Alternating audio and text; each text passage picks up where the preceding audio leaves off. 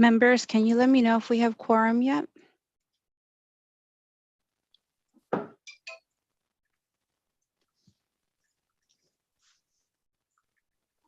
We do have quorum, but Gina's not here. Do you want to wait just a couple more minutes for her? I'm calling her right now. Cool, appreciate you. Thank you.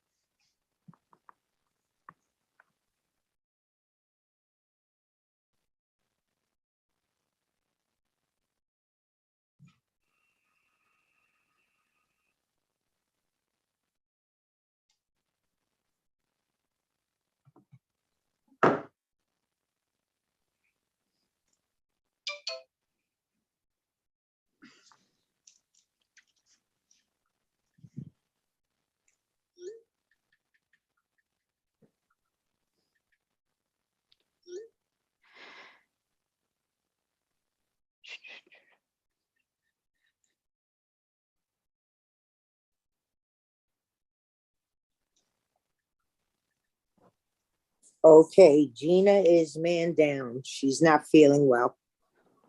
She thinks she got food poisoning. Oh my. Let her know that we wish her feeling better soon. So she wasn't answering my calls, so I text. Thank you. Farah, you hear me? Yes, I hear you. Do you hear me? I hear you. Okay. So, Would you like me to start? yes, please. All right, thank you.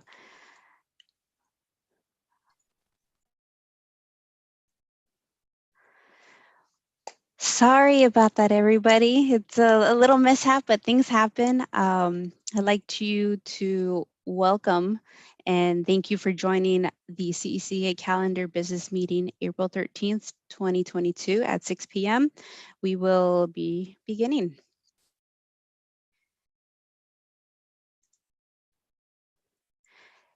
Very briefly, this will be the agenda for this evening. And following this, we will be guiding you through our interpretations and our rules.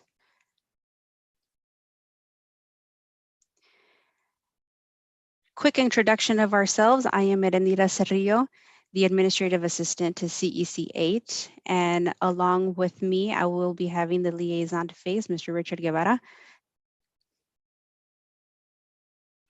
Couple of ground rules. Before this meeting begins, we want to remind you to please mute yourself whenever you are not speaking. And this is a public meeting and it is being recorded.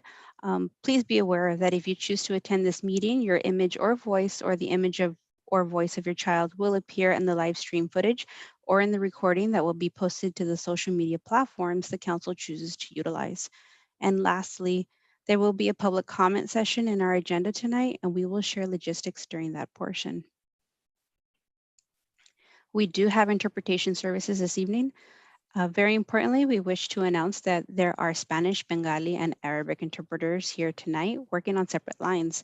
Our interpreters will now announce instructions in Spanish by Eric Guillermo Cabrera Hernandez and Jaime Jared Avitia Lomeli, and in Bengali, Asma Ulhusna and Sharmin Chaudhry, and in Arabic, Abdallah Hawili and Selwa Absal Sadiq Abdallah. I apologize for that.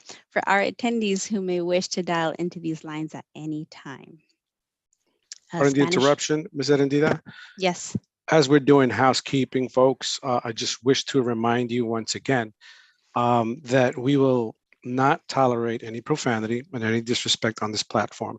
We have experienced some of that. We have locked the chat, and we will go ahead and remove anyone who is displaying that kind of behavior. Just wanted to share that we are monitoring on the back end. Thank you. Thank you for that reminder. And do not hesitate to remind in the middle of this because we are a zero tolerance policy CEC. Spanish interpretation. Hi, thank you. I will now announce instructions in Spanish. A continuación voy a anunciar instrucciones para conectarnos a la línea de interpretación en español.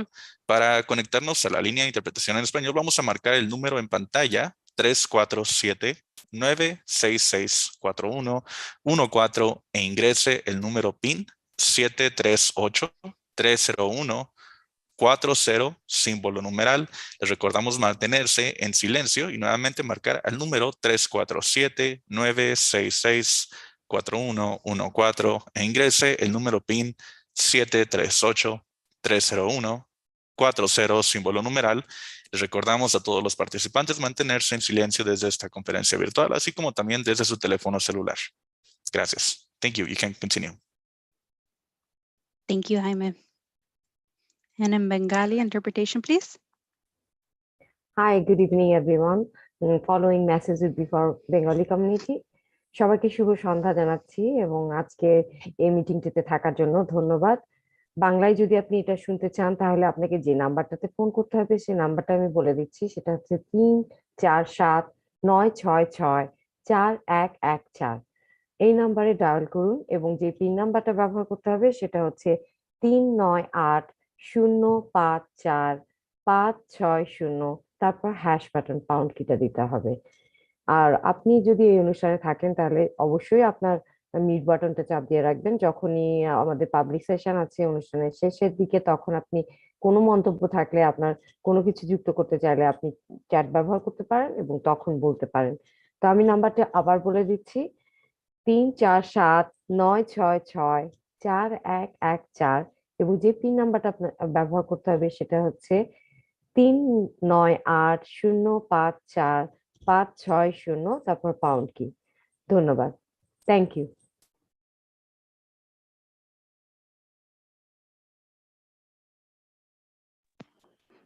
Thank you, Ms. Sharmeen. And last but not least, Arabic, please. Good evening, everybody. I'm here with my partner, Salwa. We are the Arabic interpreters, and the following message will be in Arabic. لاستماع الاجتماع باللغة العربية يرجى الاتصال على رقم 347-966-4114 وإدخال رقم التعريف 404-048-890 علامة النافذة. لاستماع الاجتماع باللغة العربية يرجى الاتصال على رقم 347-966-4114 وإدخال رقم التعريف 404-048-890 علامة النافذة. إذا كنت تريد سماع صوت الترجمة باللغة العربية ولكن تريد البقاء في غرفة اجتماعات زوم على جهاز الكمبيوتر الخاص بكم في نفس الوقت، يرجى كتم الكمبيوتر والاتصال هاتفيا على خط مؤتمرات اللغة. مجددا رقم هاتف المؤتمرات اللغوي هو 347-966-4114 ورقم التعريف هو 404-048-890 وعلامة النافذة. Thank you very much. Thank you, Abdallah. You're welcome. Thank you. Because we will have simultaneous interpretations all throughout this meeting, it is very important that everyone speaks slower than usual to allow the interpreters to keep up. If you are conducting a presentation, please make certain that you pause and you allow our interpreters enough time to interpret your presentation. Please do not talk over anyone. Once again, here's the agenda for this evening. Give you a couple moments.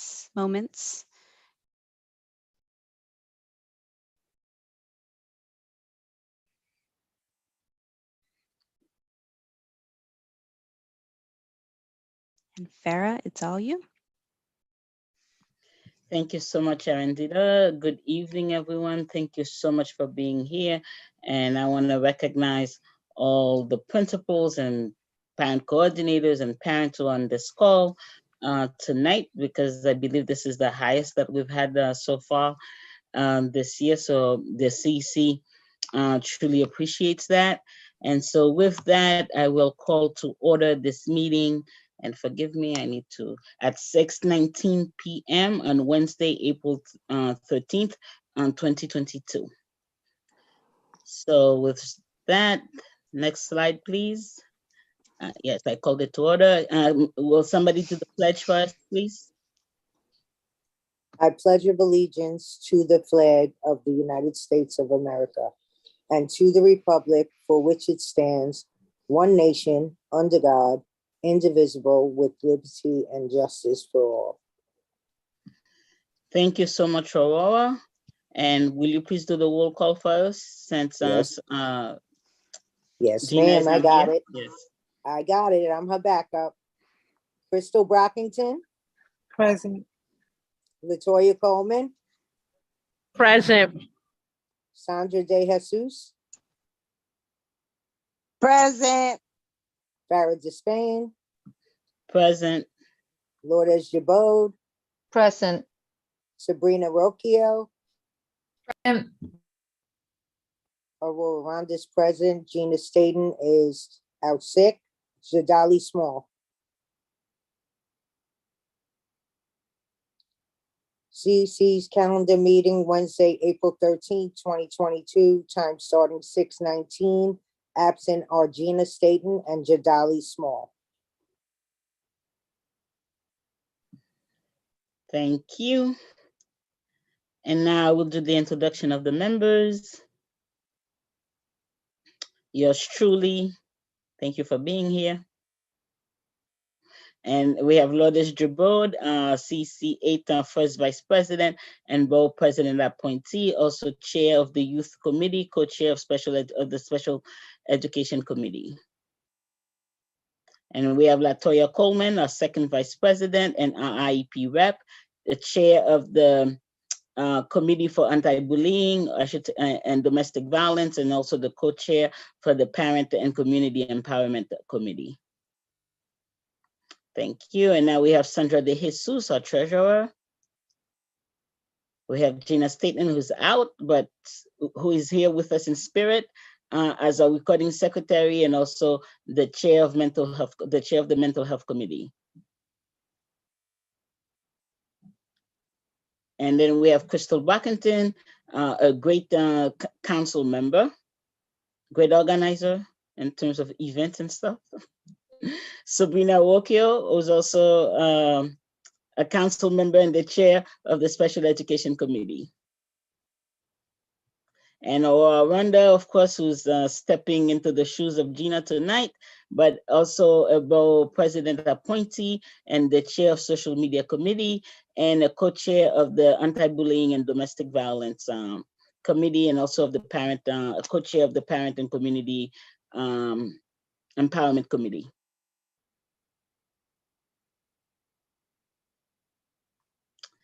Okay, and now if we would take a few minutes to look over the minutes from last meeting so we can have a vote to adopt them.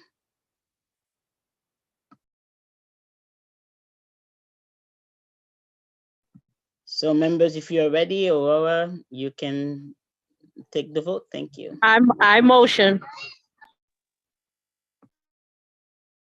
I can second.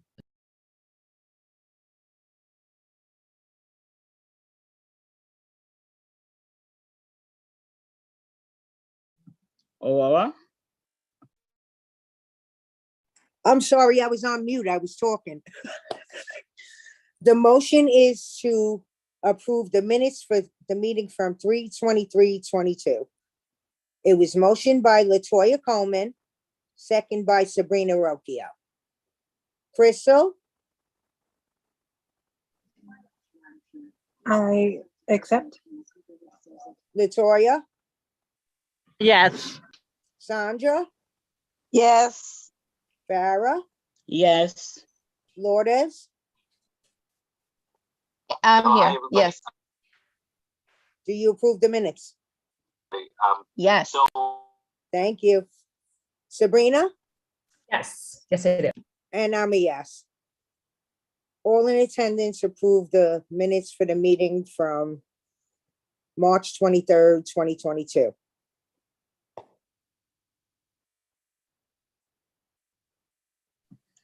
Okay, so I now believe that it's time for my report. So first of all, We had a great science fair in District 8, and we just watched it on YouTube tonight. I want to congratulate all the winners, and of course, I want to thank all the staff and folks who made it possible, because it is true that our kids can achieve great things. Number 2, we have the C37 coming up. As you know, unfortunately, superintendents have to apply for their jobs, and CC8 was at the forefront of the fight in terms of making sure that parents would play a greater role in the selection of a superintendent. So as of now, all parent leaders, including, CC8 members, president council members, and Title I chairs, they will all be invited to view. We don't fully know what the process will be, but in terms of viewing resumes and possibly interviewing and also making recommendations. So what you should know is that we are making progress in terms of making sure that the voices of parents count when it comes to choosing superintendents and down the line principals and teachers and what have you, because, we are, the UFT is great, the CSA is great, in terms of the union for teachers and the union for principals, but also the voices of the parents need to matter when it comes to choosing the people who will be working with their children and teaching their children, because those people need to understand that it is a partnership. And you need to have the time to invest in the families and the communities, because it is the only way that a community like the one we have can be uplifted. So we are very proud of that we started that ball rolling, and FACE and the Deputy Chancellor for FACE and the Chancellor and the Mayor responded to that call, and they are making it happen. Also at New York City SEFT, actually, I just got the flyer fresh off the press, and I'll see if we can if I can send it to you, Arundhati, so you can put it in, you can show it at some point. But we are happy to welcome on the 25th of April, on Monday at 6 p.m., the Deputy Chancellor for FACE and Community Engagement and External Affairs, Kenida Lloyd. And there we will be talking about broadening the partnership among DOE staff and parents, among the bureaucracy experts at the DOE and parents. And we will be talking about how to strengthen parent engagement and truly make parent empowerment a thing. So that's April 25th at 6 p.m. on the New York City SEFT, Coalition for Educating Families Together platform. And I will send that to Arundhati so she can project it for you to see. Also, in terms of parents, parent leaders having access to their constituents, right? This is a big fight for us at CC8. It was a fight for us under Carranza.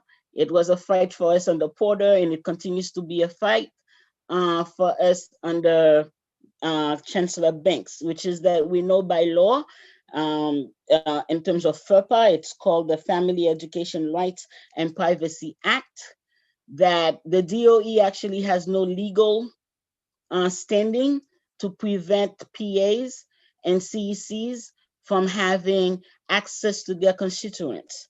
So we have been speaking to FACE about that, and they tell us that, they are working on making sure that this happens so that parents will not have to take it any further. So we know under Carranza, we won the right for parents to opt into NYCSA. This work is not happening, and it's not just for District 8, but it's not happening in terms of making sure that parents have that information, and they are opting into NYCSA for their PAs and their community education councils to have access to them. So we are continuing to work on that with legislators and with the DOE, because that has to change. It has to happen. It has to happen now, because parents cannot lead if they cannot have conversations with their constituents. Because then it become a bogus thing. If you tell us, well, what do your parents think? But if we don't have access to our parents, then how do we know what they think? So this is important. Even though here at CC8, we do know how to get around that because we get to our parents, but we shouldn't have to work as hard as we do to get to our parents.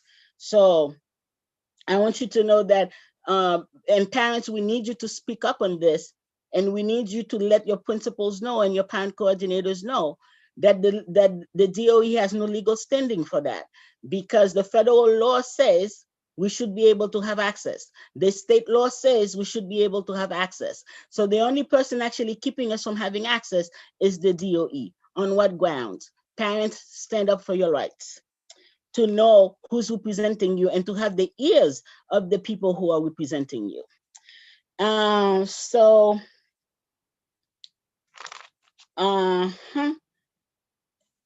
Now, finally, okay, I did talk about the Deputy Chancellor. Also, you should know that we are partnering up with BronxNet again. Last year, when we were the Bronx Parent Leaders Advocacy Group, we had candidates forums to put education front and center in terms of the political discourse in the Bronx and throughout the city. So we are doing it again this year. We are partnering up again. We are in negotiation right now with BronxNet so that we will be able to not only live stream, but also have our forums for the candidates, for governor, for the US Congress, for the state assembly and the state Senate be televised. And parents, you have to understand that it's very important for you to have a voice in the ears of the people who are competing to represent you at all levels of government, so that you can tell them exactly what you want in education and in your lives, right, for your children. Because I think politicians who make policies, right, and the bureaucracy that is the DOE have taken it for granted that they can make decisions for your children.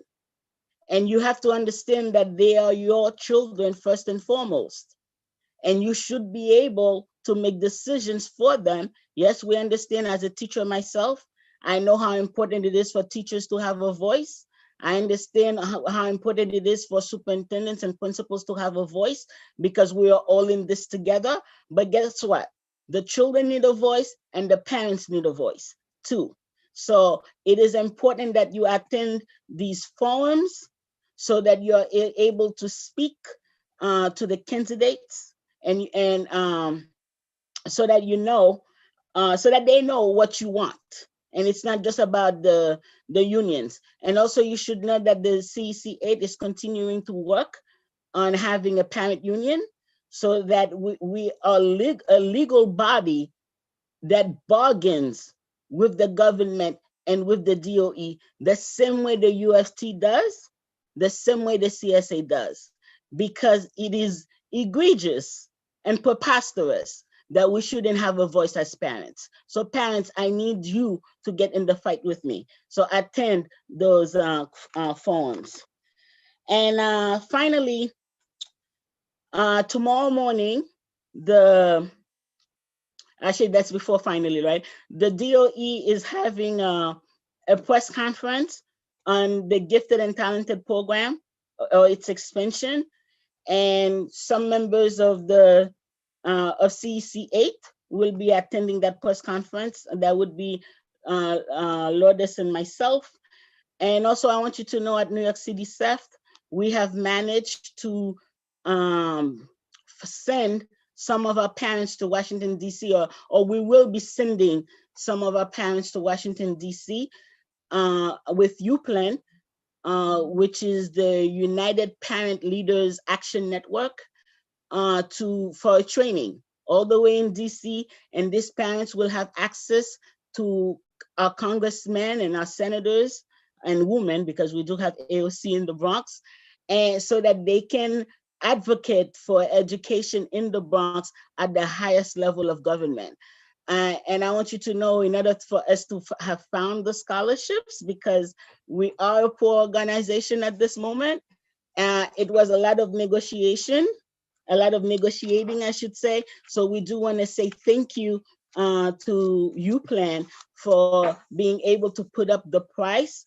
That's like more than almost $1,000 per person going, which is really great. But our parents are going to be spending a whole weekend in DC, meeting with elected officials, but also learning how to advocate for parent voice and parent choice at a much higher level. So I couldn't be proud of us and the work that we are doing in this space.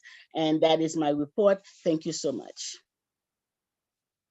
And I guess we'll move on to members, reports from the members. Yes. And I can't see my screen very well, but I know, let me see. Who do I see first? Sabrina, I just saw you first. So do you have a report?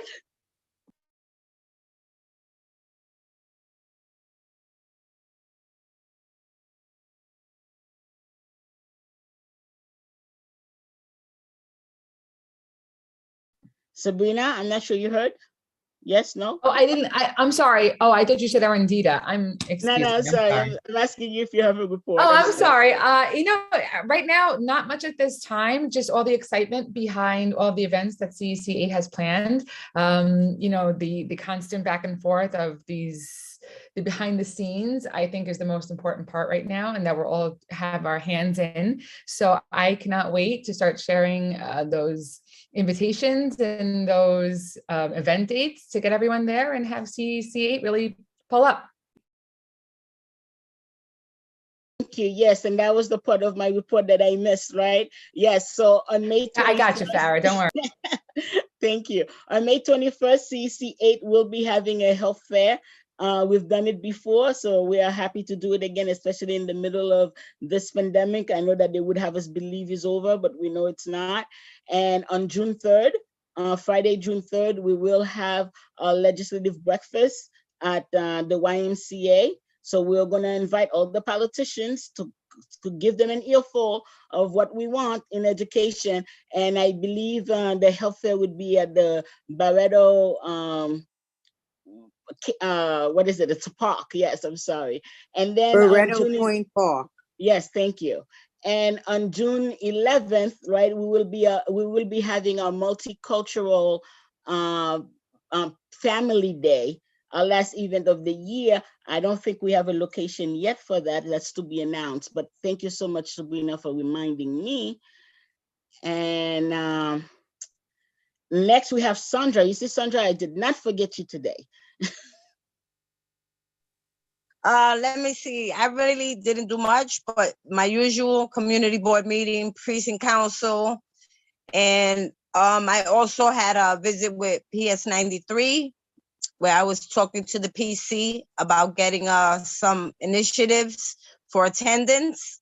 So I managed to have one of the CEOs from McDonald's that has a franchise over there, I guess right behind the school on the Bruckner, which I do a lot of events with, will be able to come out.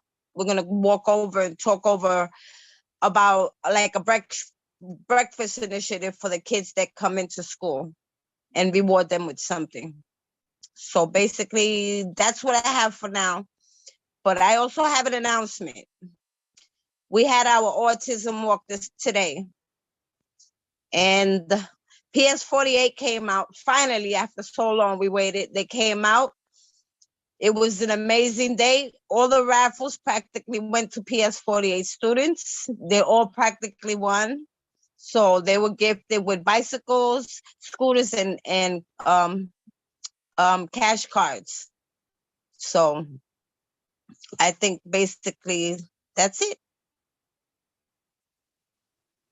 Thank you so much for that, Sandra. And as I'm going down the line, Lourdes, do you have a report for us, please?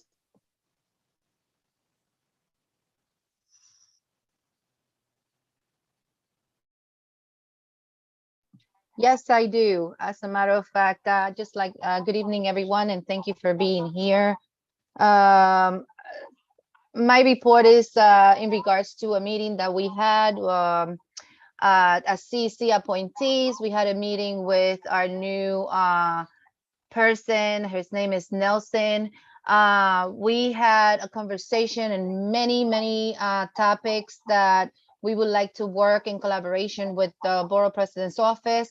Some of which has to do with youth leadership and networking opportunities, technical trade programs, etc., CT programs, mentorship, communication, collaboration, respect among members of the CEC, communications with SLTs, principals, and superintendents, translation services for parents and students in schools, and just to mention a few, we have about 14 things that we're going to be working on together as a group, all CECs, all CEC appointees, districts 7 through 12 are joining together, working together with the Borough President's office. Myself and Aurora are part of this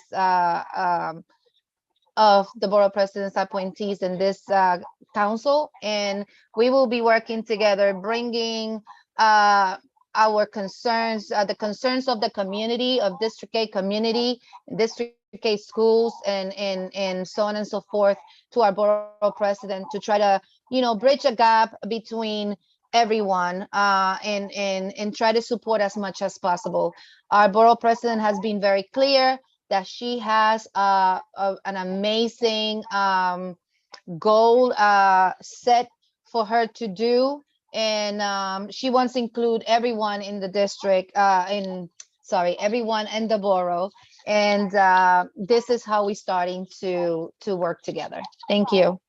And by the way, congratulations to all the science fair winners. I was one of the judges. It's an experience that I had enjoyed for four terms already. Being this is the fourth, and I look forward every year to continue to be part of it. Thank you, and thank you for being here, Madam President.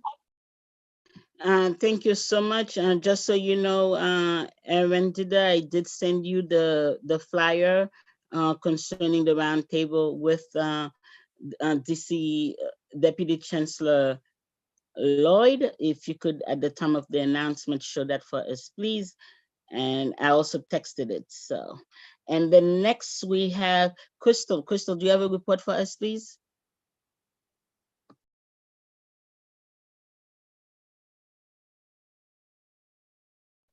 Can you hear me? Hello? Yes, we can. Yeah, so I didn't really have a lot to report like everybody else. I've been working on, the back end part of the events that we have coming up. I did speak to a few students about coming to do the presentation and entering in the contest that we're about to have for Family Day. I reached out to some vendors as well. I have not gotten back to my schools yet, but I am planning to get into that probably the middle of next month. I figured, because of all the testing that was going on, it probably wasn't a good time. But that will be coming up. And I think that's all that I have for now.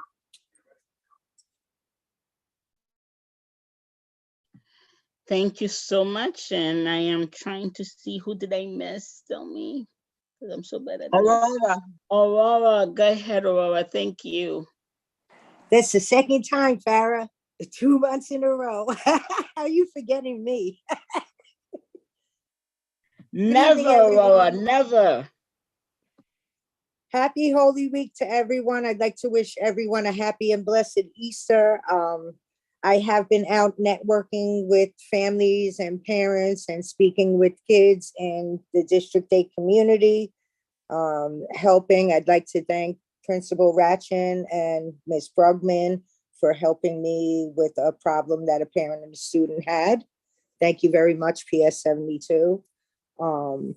I basically spent the last like month trying to procure sites and get stuff for our events that are coming up.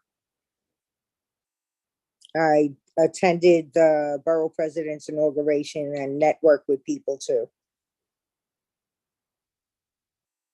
That's about it. Oh, the domestic violence. I'm sorry. We are having domestic violence workshops. Thank you, Jen, and your staff, Dr. Roger Ball.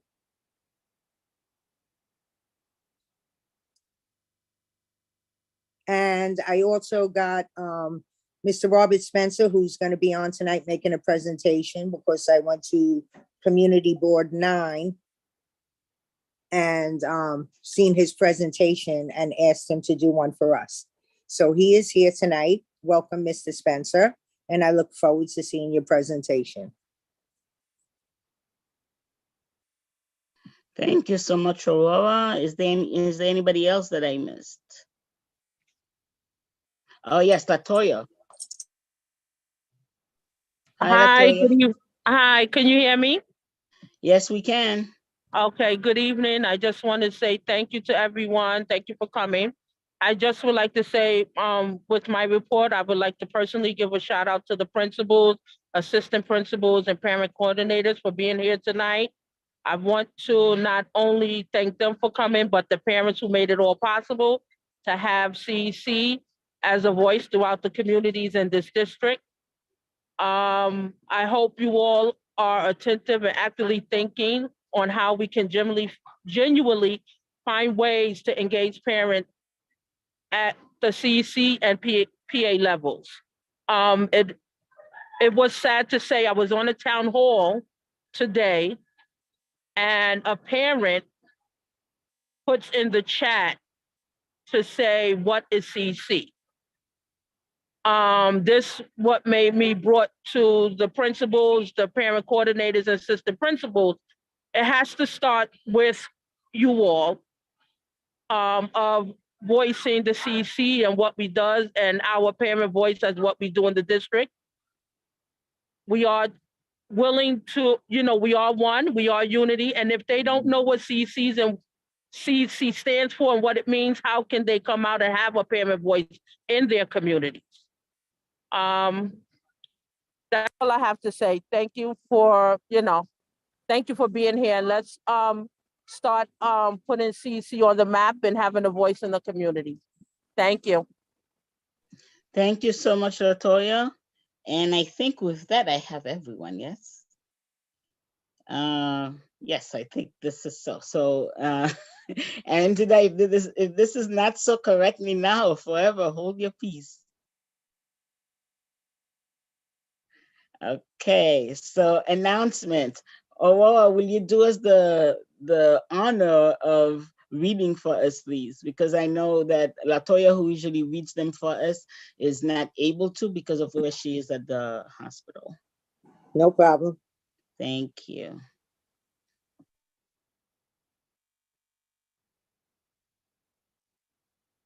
If you wish to be added to the CCA email list, please click the link in the chat box. You could also scan.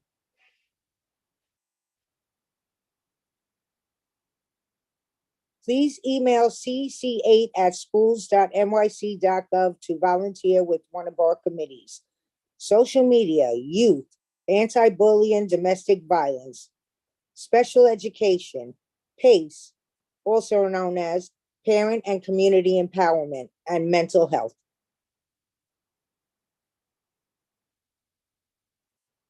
From New York City SEFT, Bronx SEFT, you got a Facebook page, a Twitter page, a Twitch page, YouTube, and an email. If you want to be a member, we're so happy to have your voice and experience. Email info@seftnyc.org. Please join our virtual roundtable with New York City Coalition for Education Families Together and Kenita Lloyd, New York City Department of Education Deputy Chancellor face External Affairs on Monday, April 25th, 2022, 6 p.m. to 7 p.m. Register to attend. Topics: future of education in New York City, strengthening parent engagement and empowerment, broadening partnership. You could catch the live stream at Twitter at BronxCEF or New York City CEF, Twitch, BronxCEF or New York City CEF, YouTube at Bronx New York City Coalition for Education, Families Together, or New York City Coalition for Educating Families Together. Thank you so much for that, Aurora. So guys, do not miss it. And also you should know that we are negotiating dates right now with the Chancellor's office for his own roundtable, and also with the mayor for his own roundtable. So I cannot wait for the moment that we will welcome the Chancellor for his roundtable, and of course the mayor. That's going to be a big one for his roundtable right before we do the forums. So parents, get excited. We are busting a move here. We're moving forward. So thank you. Next, oh, go ahead, Aurora. You're not done.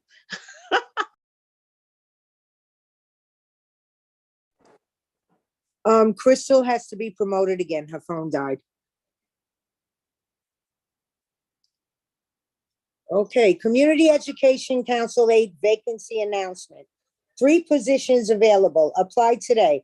Community Education Council 8 gives a platform for parents in the community to voice concerns and accomplishments of New York City Public School. CC8 helps advise the Office of the Chancellor, works directly with the district superintendent, approves zoning lines, and makes recommendations on capital improvement aside from monthly public meetings. Are you interested? You can email cc8@schools.nyc.gov. For an application, further instructions will follow upon request.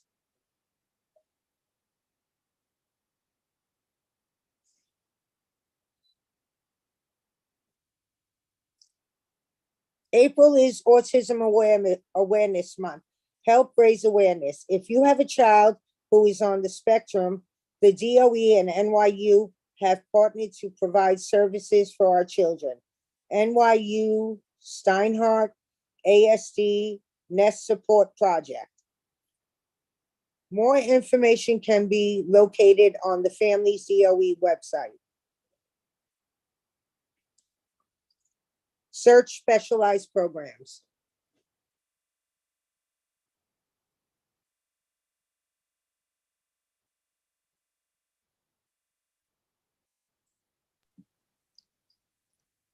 We can't hear you, Aurora. Are you still speaking? Yeah, I was waiting for her to change the screen. Oh, okay. April is Sexual Assault Awareness Month.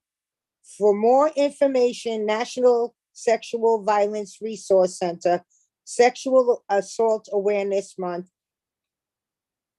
https://www.nsvrc.org/SAAM.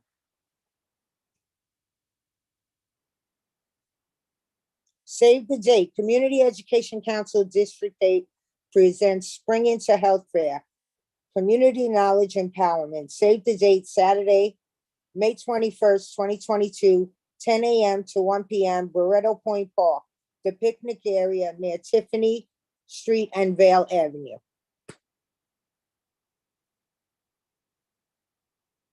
Thank you so much, Aurora. And I have to tell you also, April, well, not you, Aurora, but us, like everyone, April is also Minority Health Month.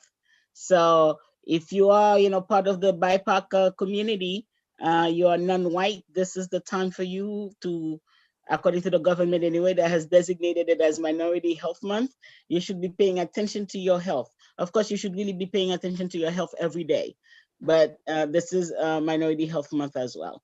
And I believe right now it is the time for the report of the superintendent. So I will pass it to Superintendent Joint.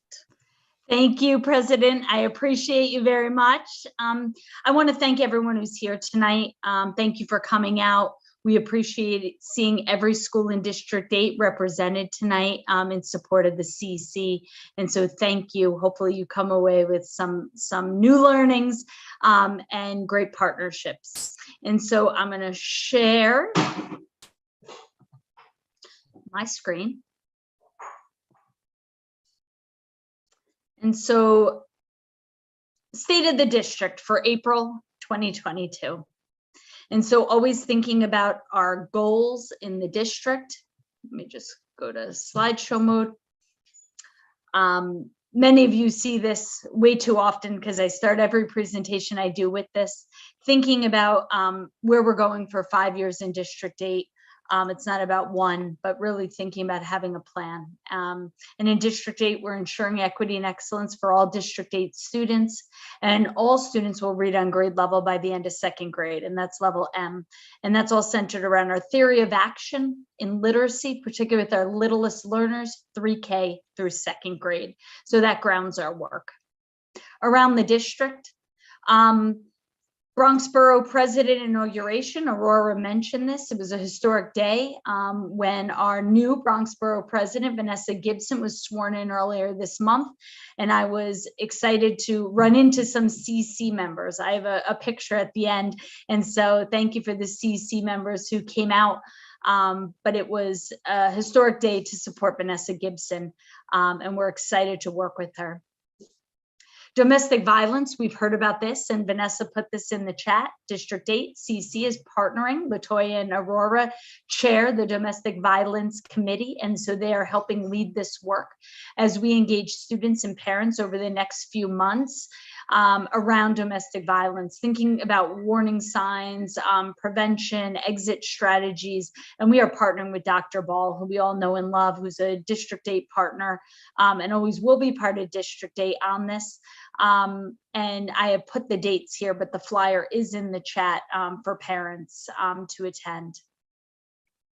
District 8, Parents as Partners is back, and this is coming directly from the CC, who reminded me that I think we had amnesia and we forgot to continue with Parents as Partners because this was always a wonderful thing. So we are up to our 2nd Parents as Partners. I will put the flyer for the upcoming one in the chat.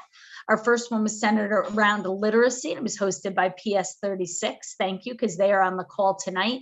And our next one will be hosted by PS 75, and they are also on the call tonight and will be centered around math, particularly around number talks, as this is a practice that underpins the work at 75 and starting across the district. New and improved parent calendars. This is something that came up that we need a way to communicate with parents around what's going on. Sylvia Hernandez Nunez, our parent support coordinator who's on the call, spearheads work with the parent coordinators around creating calendars each month of all the activities going on. And that might be district activities, CC activities, and school-based activities. And so hopefully you are finding them helpful. Any suggestions around improvement, please let us know, because we're constantly trying to evolve. You will also find on our new and improved website, these items are posted. If you haven't seen the website, check it out. That is supported by work with the technology specialists coming from Mott Hall Community School, who's also on the call tonight.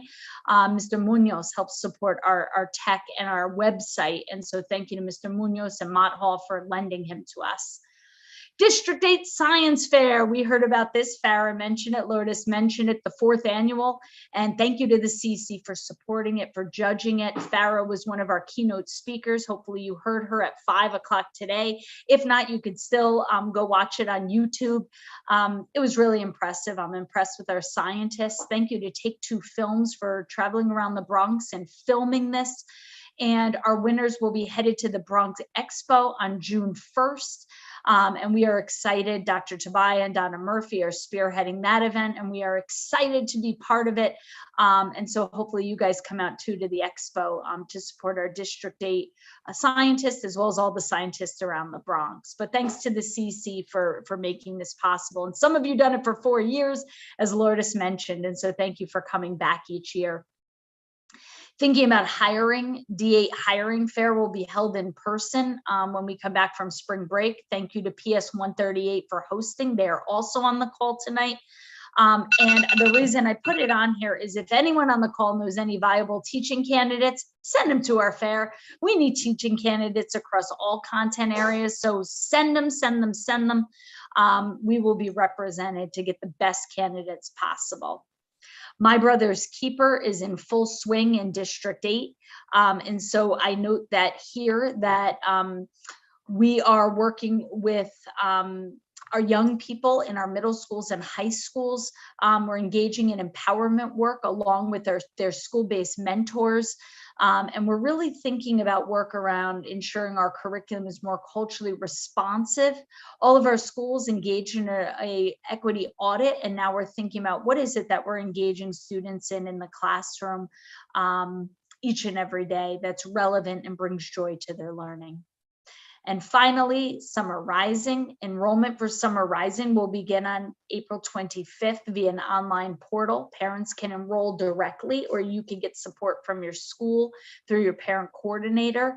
There are just 4 simple steps. PCs can assist anytime. And it'll be similar to last year. As I mentioned last month, the CC came out for the press release of the Summer Rising, which was held in District 8 at the 192 campus. That campus is represented tonight with all 3 schools being on the call. Thank you very much. CBOs and schools will partner as they did last year. And so any questions about it, reach out to your school, but we hope we have a lot of representation in Summer Rising this summer. And I'll end with the picture of our CC folks that were at the inauguration. And so I had the opportunity to spend that day with them a couple Sundays ago. And so thank you for your partnership. And that is the end of my report. Again, thank you all for being here today. I appreciate you. I appreciate your time. So thank you. Back to you, Madam President.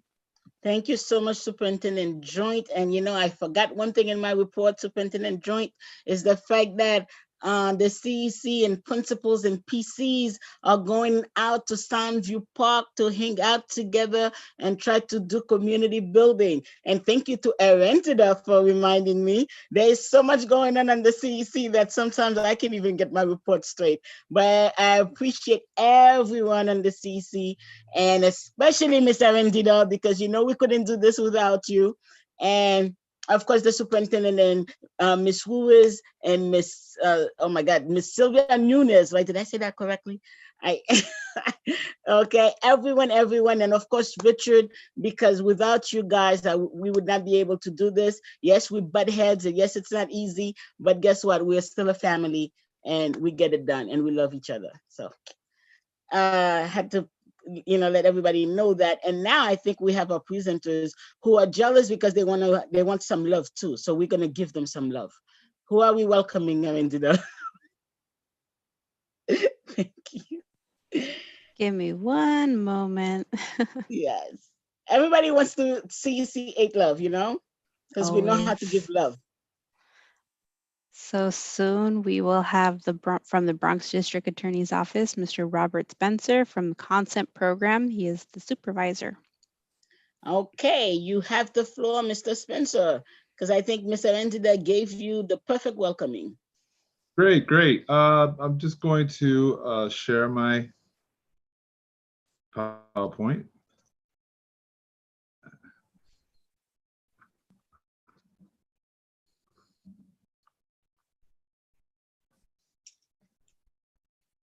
Okay, so, let me go back, because this is where I work, the Bronx District Attorney's Office, Community Affairs. My name is Robert Spencer. Good evening. So, I've been working for the DA's office for 15 years. Prior to the DA's office, I've worked at Boys Town, Father Flanagan's Boys Town non-secure detention for 12 years. And Boys Town, the detention is not there. It's no longer there now. It used to be in Brooklyn, and it wasn't just a detention. It was a behavior modification facility. So Concept has adopted a lot of the social skills into the program. I've been trained. I went to Omaha, Nebraska, and I've been trained to work with youth in crisis. And that's where Concept actually came from. So now let me just, okay, I guess I'll just do that. So welcome to Concept. And what is Concept? That's the question, right? So Concept is a comprehensive life skills program that equips middle school children with the tools to accomplish 3 objectives. 1, form constructive relationships with peers and authority figures. 2, attain a practical sense of community. And 3, build problem-solving skills, right? And the acronym stands for, it signifies creating opportunities necessary to create empowered positive teams. And what does that mean? Let's break this down. I'm gonna break it down in 2 parts. Every session is an opportunity for a child to acquire essential details about the ramifications of unlawful behavior, develop decision-making skills, and build healthy relationships. Is it necessary? Absolutely. Concept is prevention. So to create empowered positive teams, what does that mean? Our definition of empowerment is helping youth become stronger and more confident, especially in controlling one's life and claiming one's rights. Concept is a skill-based strategy.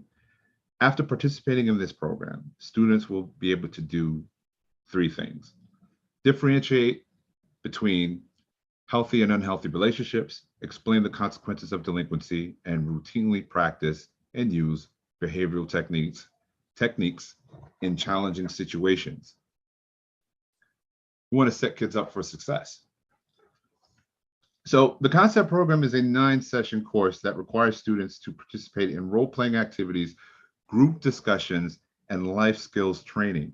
Additionally, we offer standalone sessions, workshops, for 7th and 8th grade students, parents, and 6th grade students who are not involved in the 9 sessions. The topics are as follows: making healthy choices, internet safety, bullying, with an emphasis on cyber and extreme. When I say extreme bullying, I'm talking about hate crimes, gang awareness, avoiding substance use disorder, and community civics. We're going to talk about those in a minute. So each lesson is divided into 4 sections. Of course, it's the introduction, and then the learning objectives. And then we also go over words and definitions, group discussions, and group activities. And this is basically the layout of each session. So session 1 is basically orientation. We talk about the district attorney. We talk about our roles at the DA's office, and as instructors, our roles at the DA's office and inside the school. And then we just talk about the overall mission of Concept, what to expect. Session 2 is basically SMART goals. We, in order to set a goal, we teach kids how to plan it out, and we use the SMART method, as you can see here in the learning objectives right here. Session 3 is part 2 to SMART goals, but now we're talking about avoiding peer pressure and making healthy choices. And this is basically about problem solving. This is the introduction of the SOTUS model, which I'm going to talk about in a few. Session 4, bullying, with an emphasis on cyber and extreme.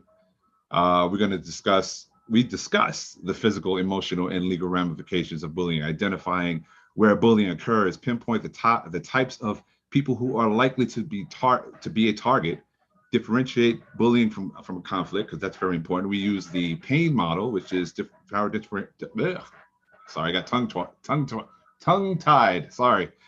differential, aggression, intentional, and numerous. And then we kind of dissect a bullying situation. We talk about the roles. What is a target? What's a bully? What's an instigator? What's a bystander? What is an ally? And then we discuss the 3 Ds of an active bystander. And then we practice skills on how to use the SOTUS model or use the PAIN method, and we also do role plays in this particular lesson. Kids have a lot of fun with this one. 5, we talk about internet safety. We dive into human trafficking. We discuss the characteristics and indicators of an online predator. We talk about cyberbullying and how, the cyberbullying is not just a school thing. It's, because the question I ask is it just a school thing or is it against the law? Cyberbullying is unlawful. It's aggravated harassment. We talk about the emotional and legal ramifications of uploading, downloading, or transmitting sexually explicit images of themselves. We don't go into detail with this segment. However, we let them know that when you send inappropriate pictures, there are legal consequences to that. We talk about gangs. We list the 10 facts about gangs and violence. We get our information from ATF, NYPD, the gangs unit from our office. We don't dive into the colors or we don't like to glorify gang life. What we do is we talk about the behaviors and how law enforcement identifies these behaviors, which basically the result would be incarceration or death, depending on the situation. The truth about substance use disorder, and that's a big one right there. We talk about everything, vaping, hookah, the dangers of that, the immediate and long-term effects of drug use, opioids. As you see right there, we list the 4 related factors of misusing drugs or other substances. And at the end, if you see at the bottom right there, if you can see it, we practice the skill of resisting peer pressure. How do you refuse? We're going to talk about that too. I'm going to show you what the skills look like. Session 8, community awareness. What do you give to your community? What do you receive back from your community? This is a great lesson. I love doing this one because I get to listen to the students talk about what they receive and what they would like to give back to their community. And then part 2 is about identifying our elected officials.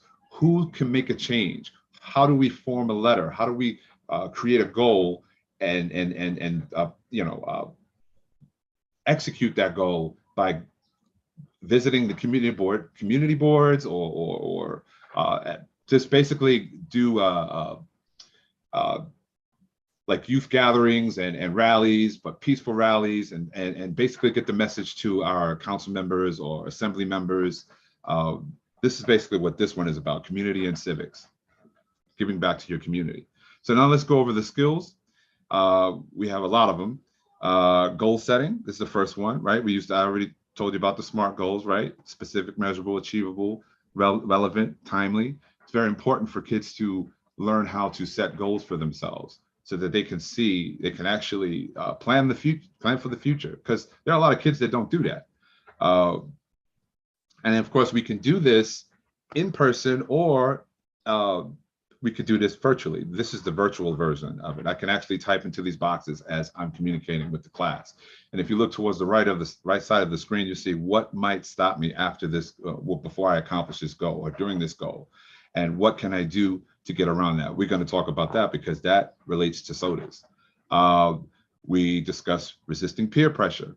Resisting peer pressure, refusal skills, 5 styles of body language and voice tone. This is very important because resisting peer pressure is comprised of these 3 things: refusal skills, body language, and tone of voice, all in that one skill. We do role plays on this one. The kids actually observe and they actually write down what they see in terms of what's there, what kind of refusal skill was used, what kind of body language the person was using, and also the tone of voice, or voice tone.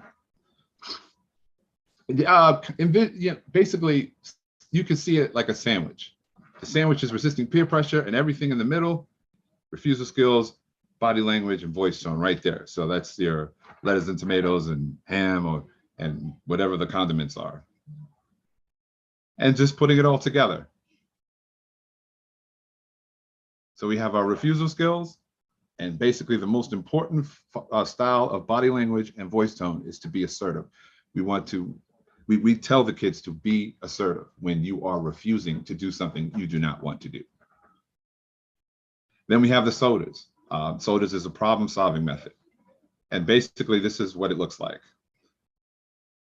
SOTUS, S stands for situations, options, disadvantages, advantages, select, and skill used in the situation.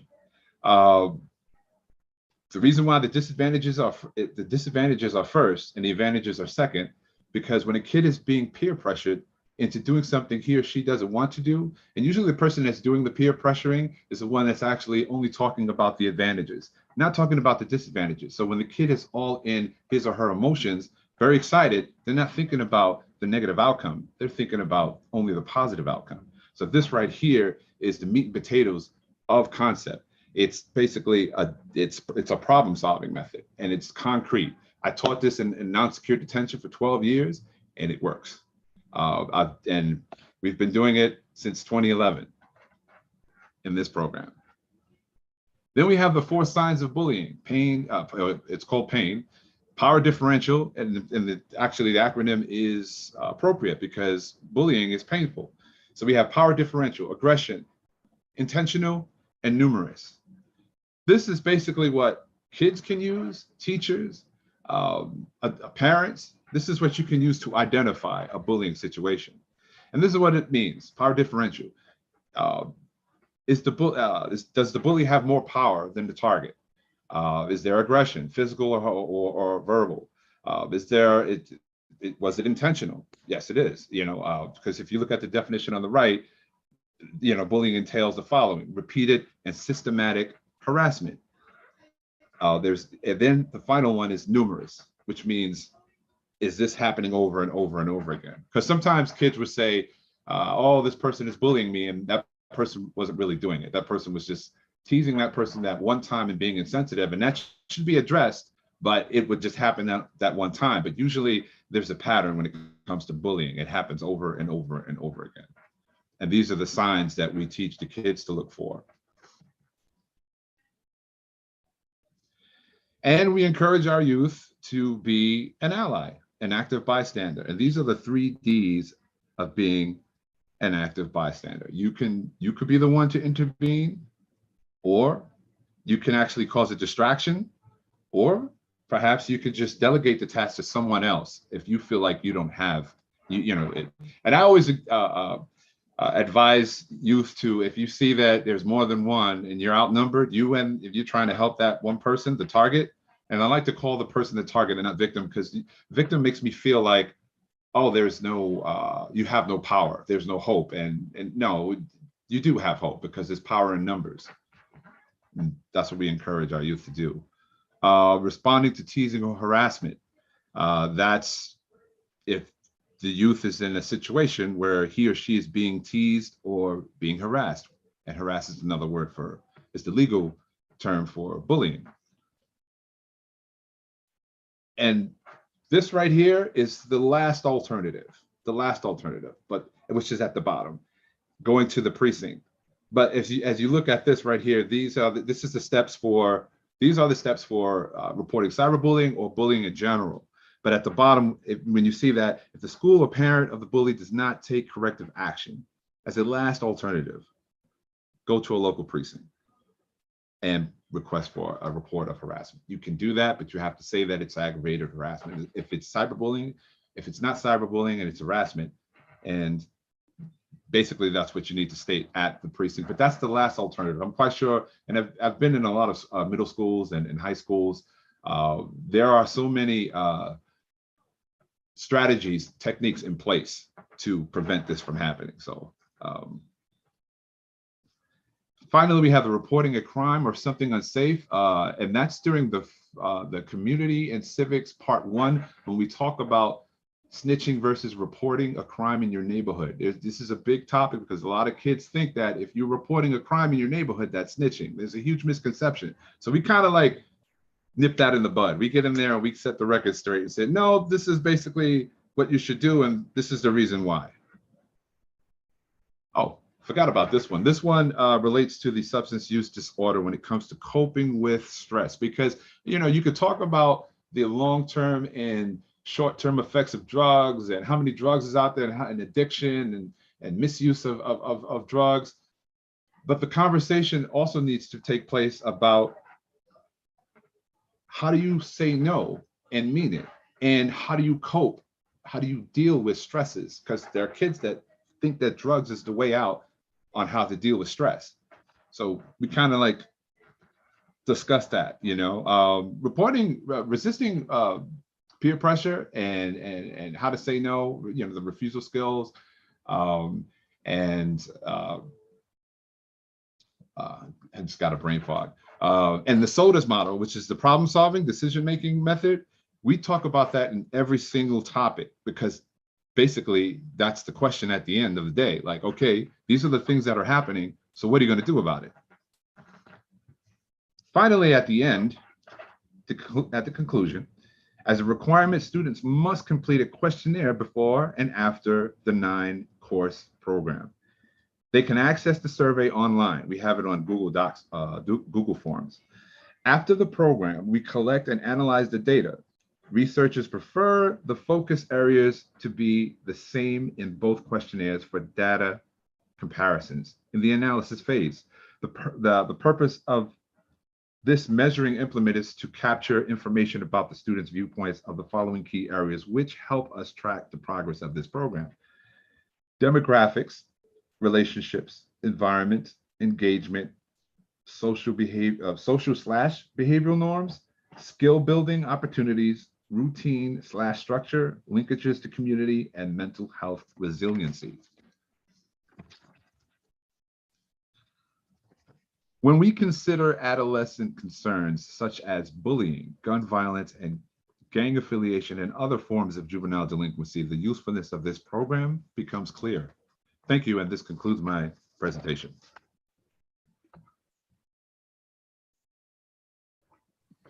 Thank you so much, Mr. Spencer. This is like stuff that we really need across actually the city with our kids right now.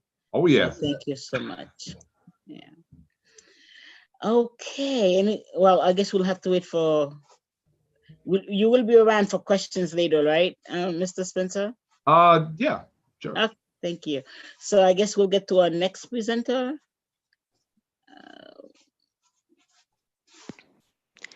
This is actually our only presentation for the evening. Oh, okay, I'm sorry. I Oh, thought we had you to. have it. Okay. But we can take Q&As during the public session, so we may open it up for everybody, including our Zoom calls and our interpretation lines as well. So I'll be getting that in a moment.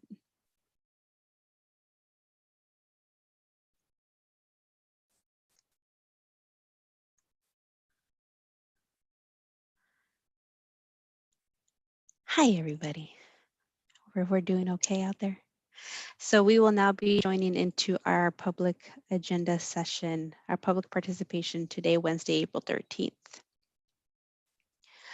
We will take, we will take questions and comments from participants who have joined via computer in the Zoom room. Please press the hand icon on the bottom of your screen to be recognized at the time, or type your name and the word "speak" in the chat box. When your name is called, please repeat your first and last name before beginning your comment or question. For now, I'm going to go through everything, and so we will then organize by how we've introduced. Then after, we will take questions and comments from participants in the interpretation rooms. We will allow for a pause so that our colleagues from FACE may collect the names of Spanish, Bengali, and Arabic-speaking participants who wish to speak. There will be a long pause, and we appreciate your patience. This will allow our interpreters time to organize the questions. And lastly, if you have called using your phone only, we will call out the last 4 digits of your phone number, and we'll manually unmute your line to allow you to say yes or no if you would like to ask a question. If you do wish to speak, please state your name first and last slowly before beginning your comment.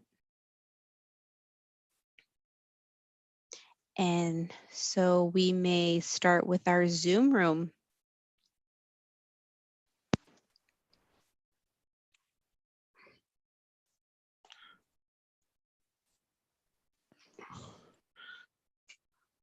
Hello, Mr. Rio. At this time, I do see one hand raised in the Zoom room, but just wanted to know if there was any questions by way of our panelists first, before we go into the Zoom room.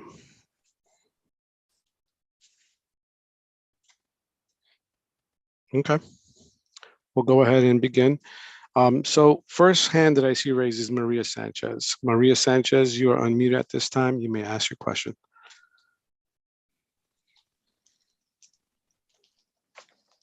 You may press *6 to unmute yourself at this time, Ms. Sanchez, if you wish to ask a question.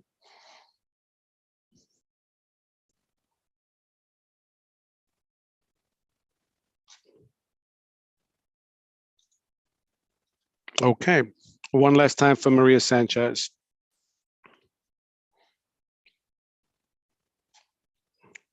We will move on.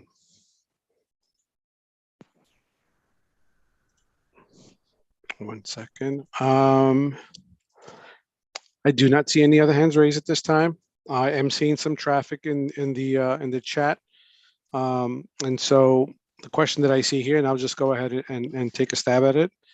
How can we reach out to Mr. Spencer for more information?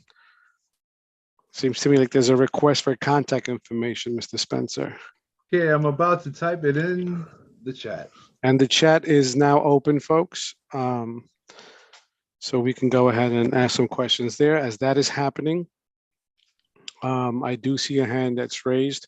And by way of Sandra de Jesus. No, I just wanted to say I only recognize PS48 and Mr. DeCrescento for our autism work, but we all had a lot of District 8 schools out. We had PS75, 333, MS269. So, and they all got an award, a certificate from the police department, a way of Amanda Septimo, our assemblywoman. So I want to thank all the schools that participated in coming out. It was a great day.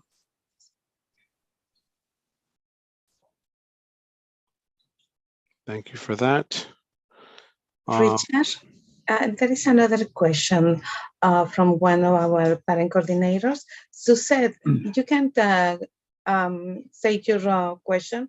She typed it on the chat, says, how can kids become a part of CONCEPT? Families register online or call the DA's office? Requirements, qualifications? I would love to share the information with my families. Thank you.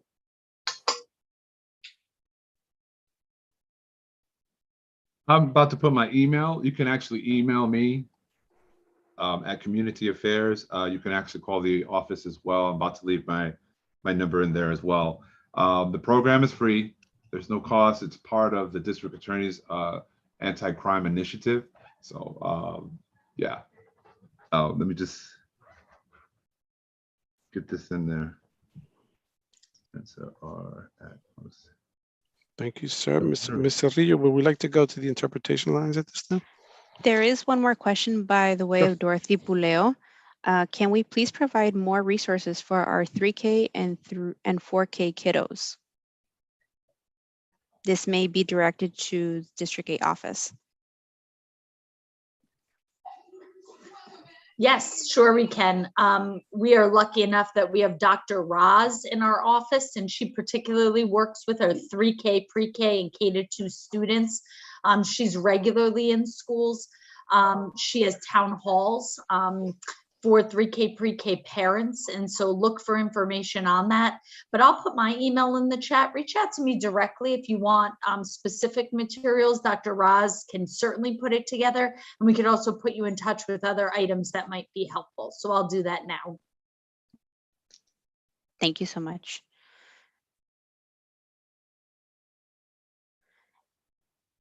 There's another question by Rosa Gonzalez. Mr. Spencer, can we get copies of the slides? They are very interested. And do you do presentations at schools? Yes. I can actually email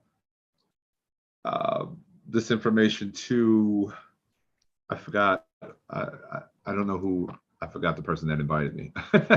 If you wish, you can email all the information to CECA inbox in ways of that's how we communicated originally. Oh, okay. And I may be able to blast this out to everybody that is on the call tonight.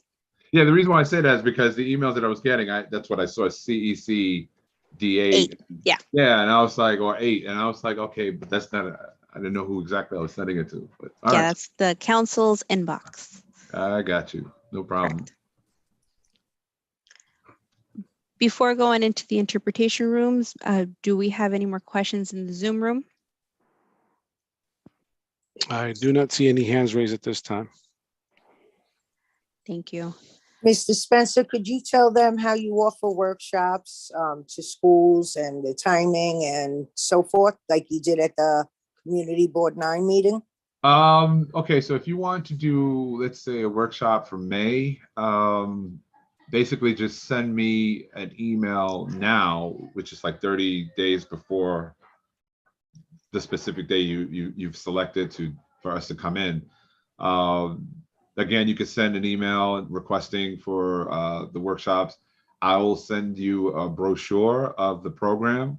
The brochure has detailed information about what exactly we do, and or you could, I mean, you can call the office, but I'm not going to guarantee we're going to be able to pick up because we get so many calls right away, but we will get back to you. And I know that this is the last 2 months of the school term. So in terms of the 9 sessions, we start that in October. And that's for schools who are interested in us being there once a month for 9 sessions. And and also for workshops. But we have the last 2 months, which is we kind of booked up in this month, but for April and June, you just send me an email and I'll respond, and we can just work it out through the email. Oh, we can meet on Zoom,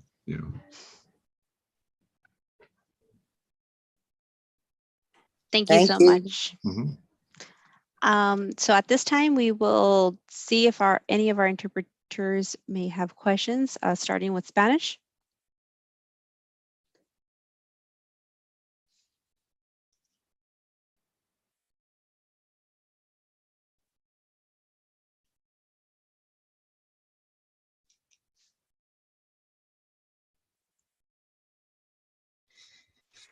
Para los participantes en la línea de español, si tienen alguna pregunta, ahora es el momento, podemos interpretar para ustedes.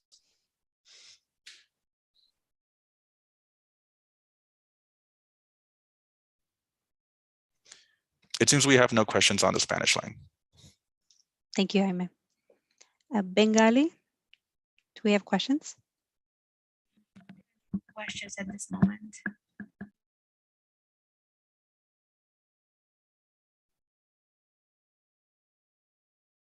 Ma'am, there are no questions at this moment.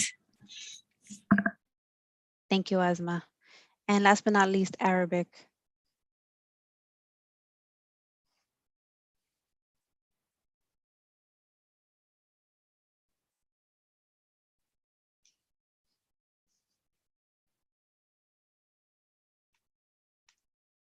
No question right now in Arabic.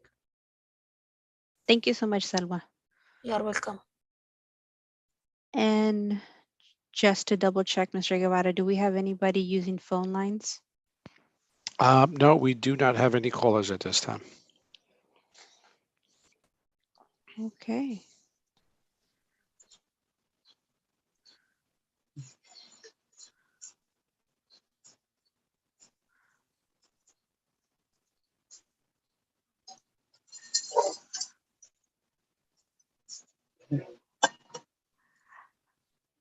I believe it is safe to say that we may adjourn the meeting.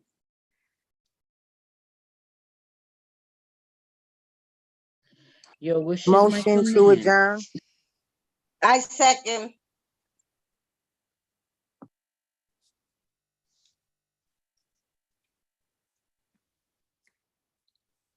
Motion at 7:30. Crystal,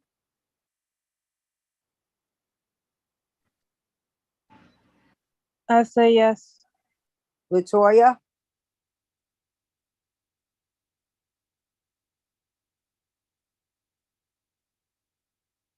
you still here? Sandra, Yes. Sarah, Yes. Lourdes, Yes. Sabrina, Yes. and I'm a yes. So that's 1, 2, 3, 4. Meeting, CEC's calendar meeting Wednesday, April 13, 2022, adjourned at 7:34. by Crystal Crystal Brockington, Sandra De Jesus, Farah Despain, Lourdes Jabode, Sabrina Rocchio, and Aurora Ronda. Thank you so much. And I guess now we will move to our CC8 working business meeting, calling it to order on Wednesday, April 13th, 2022 at 7:35 p.m.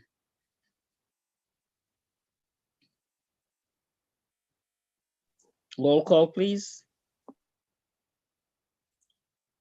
CEC Working Business Meeting, Wednesday, April 13th, 2022, 7:35. Attendance roll call is Crystal Brockington, I'm here. Latoya Coleman, Sandra De Jesus, Here. Farah, I am here. Lourdes, I'm here. Sabrina, I'm here. Aurora is here. Gina's absent, Jadali's absent, and Latoya's absent for the CC8 Working Business Meeting, Wednesday, April 13th at 7:35. Latoya announced herself on the chat. She's here. I apologize.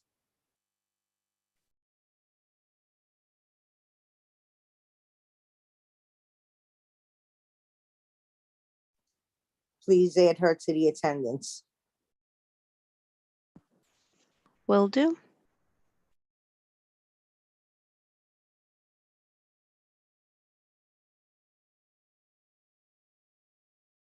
Okay.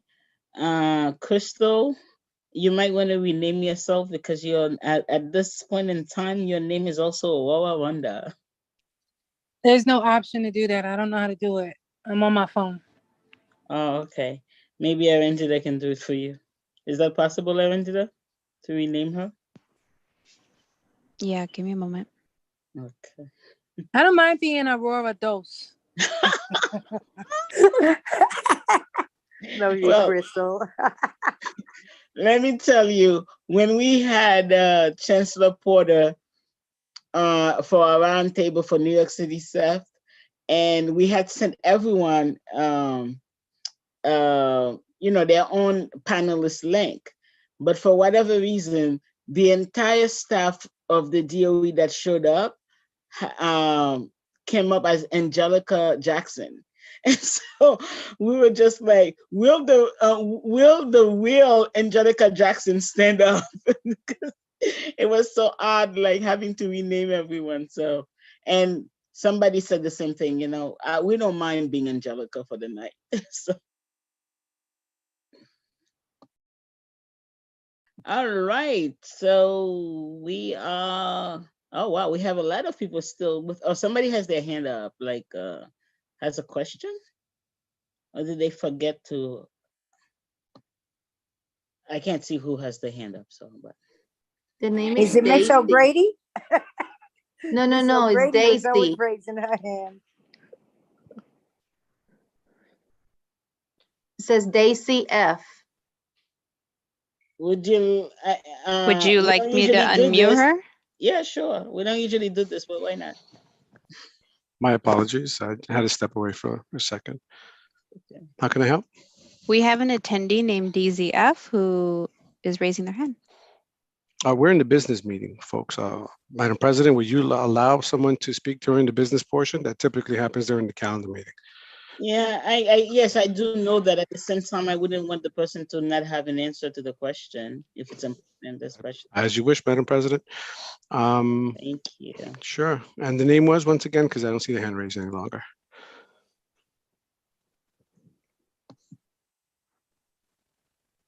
All right. Well, we tried at least. She may have logged off. Okay. Okay, so according to our agenda, we should be discussing the health fair. Everybody's getting healthy in District 8. Yay.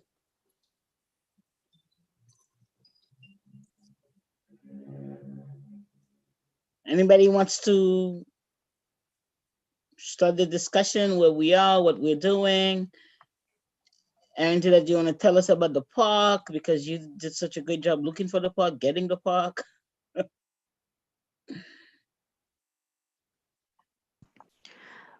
Well, due to permit, it was more of a plan C, plan D, I suppose, for Barretto Point Park, because the original request was St. Mary's, and then that didn't fall through. Then the Hunts Point Recreational Center, that didn't fall, well, that fell through. So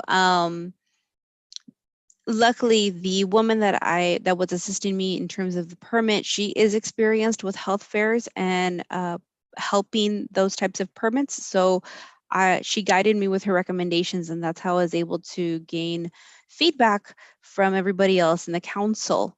And so that's how we determined Barretto Point Park in the specific area. She did assure me that there was no other permits for the area. So we do have even amphitheater access, as from what I've seen in the pictures, to set up if we choose to utilize a portion of it as well.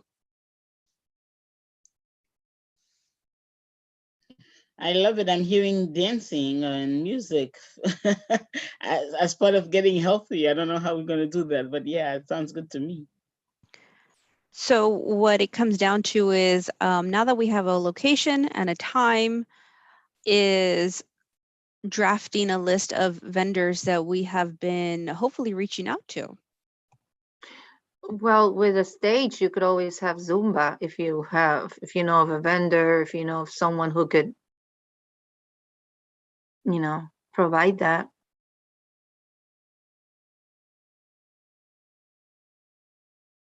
That's, something to keep people's, bodies healthy. So Zumba, yoga.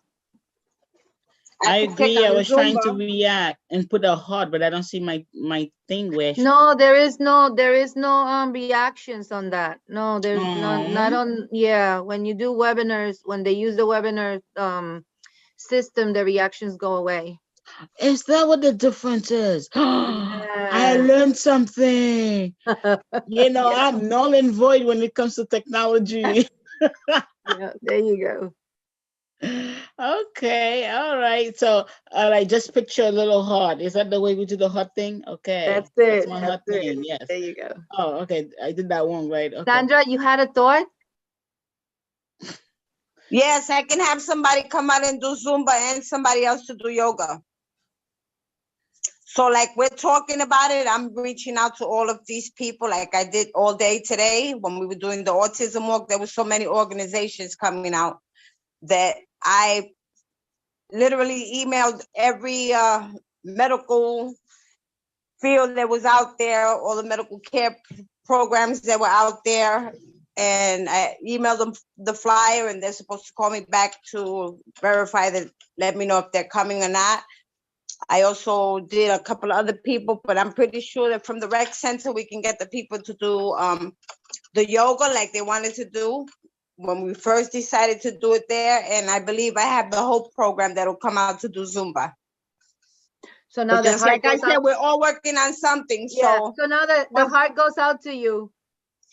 yes, so at least we know that we're all working to get something done. So yeah. So long as I verify everything and it's a goal with everybody, then I give you the list of everybody that I'm going to bring out that'll be attending. Any thoughts around that, Latoya? We know that you are outside, but just in case you have any thoughts or comments on that.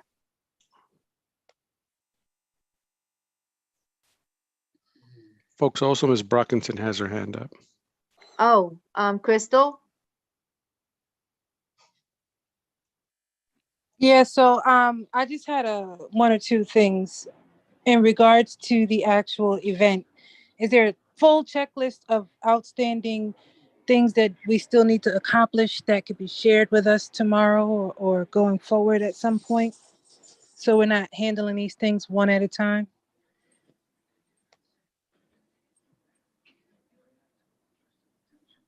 Anybody? Candida? Can you further elaborate on the checklist? Like, what are we referring to? Because I think right now, what we can identify is just as we brainstorm for vendors, what type of vendors? And so who can reach out to who and what? And like, this is what we're trying to accomplish at the moment. So then we can continue to do so going forward. No, but I mean like beyond the vendors, all the other supplemental items that go into this event, right? So we can, because Latoya and I were discussing it, and neither one of us were sure to the status of what else was outstanding besides the vendors, and what else needed to be done, and what was, you know, maybe needed to be solidified, and what was still in theory. So we do have 20 tables and about 45 chairs that are being rented and will be taken to the location for setup. So we do have, besides our table, so that's one. So we have 19 spaces per se that we can fill up. And so we have 19 guaranteed spots if any of them want to take it up.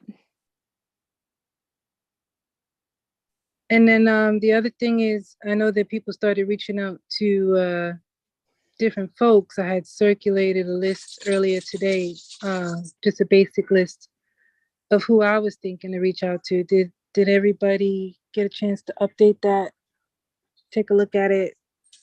Put your name next to somebody who's already been contacted on our behalf.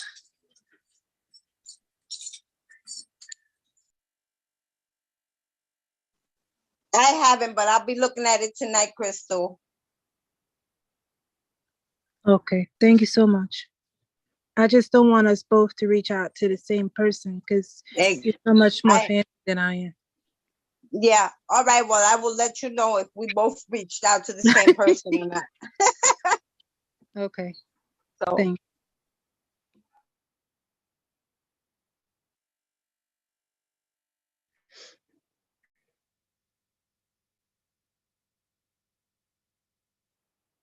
Madam President?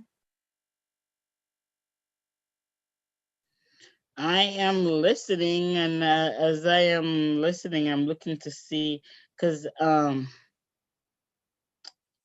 mean, I don't know if Aurora still has it, but I'm looking to see, because we had a whole list of folks that you know, from the last time we did it that we could reach out to, but I'm trying to find the email from I don't know how many years ago. But if I don't find it tonight, I'll find it overnight.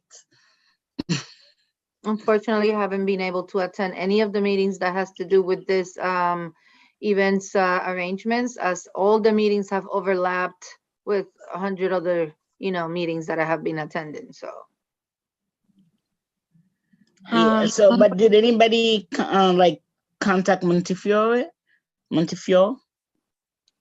Montefiore, and that is. I've contacted on Montefiore, and they're supposed to get back to me. Who did you contact there? Do you know? Like, is it like somebody Marcos directly? Crespo. Marcos Crespo. He is now the director of Montefiore and Albert Einstein, him and Ruben Diaz. So I was with him at an event and I spoke to him about it and sent him the flyer, and he said he'll get back to me.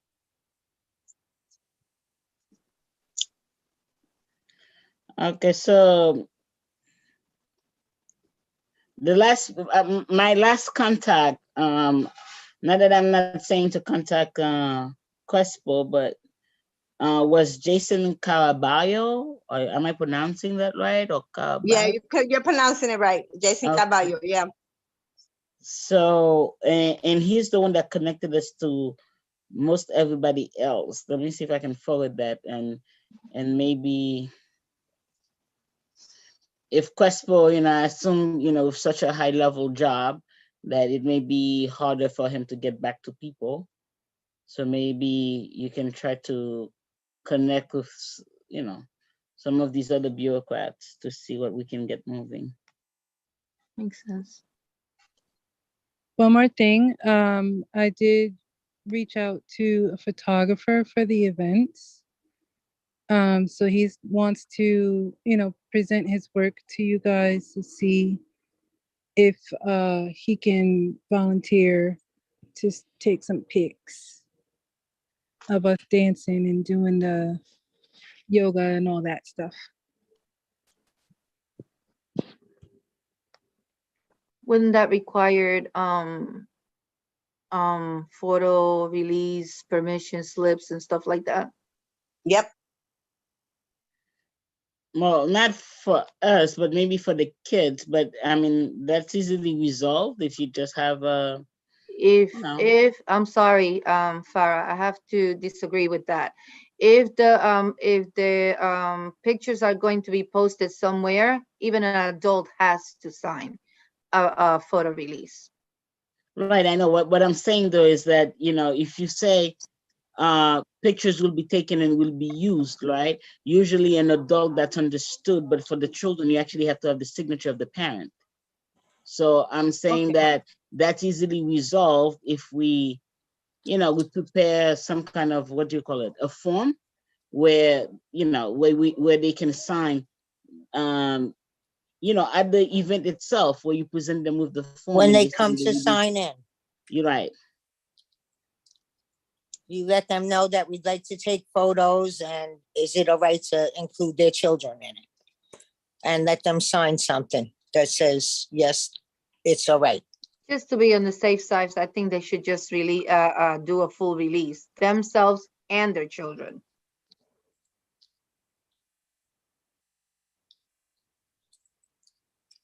I mean, that's easily done too with the language, right? Right. Yeah. As they're signing in, we could have them sign the release. Yeah.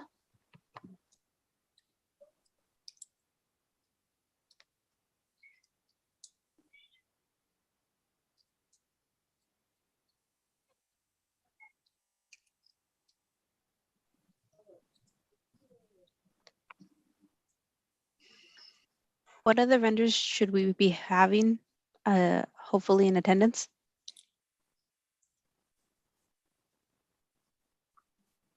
For the health fair? Mhm.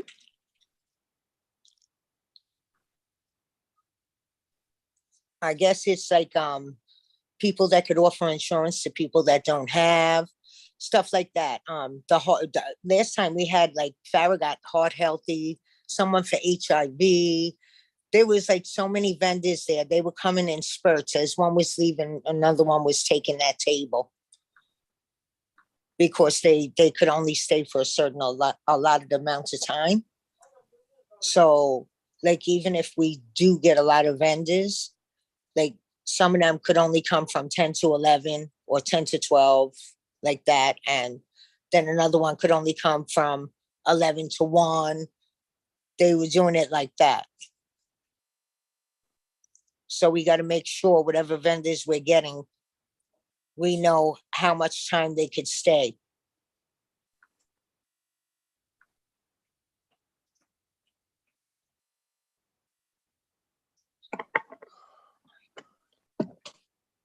You having a hard time, Lourdes?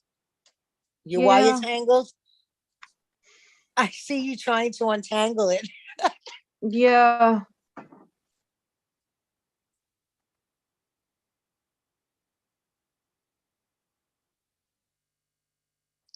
Well, I'm also collecting the names of the schedulers for the new politicians, the newly elected ones. I'm getting that composed now. Because they say you could send it to the politician, but then the politician's like, did you send it to my scheduler? So it has to go directly to the scheduler.